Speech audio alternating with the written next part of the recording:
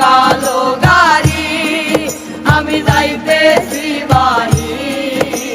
পাশের সিটে বসায় আছে সুন্দরী নারী, পাশের সিটে বসায় আছে সুন্দরী নারী।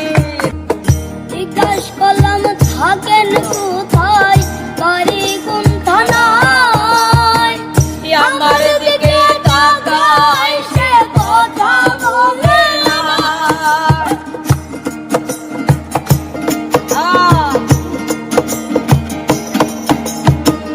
জিজ্ঞাস করলাম থাকেন কোথায়, বাড়ি কোন থানায়?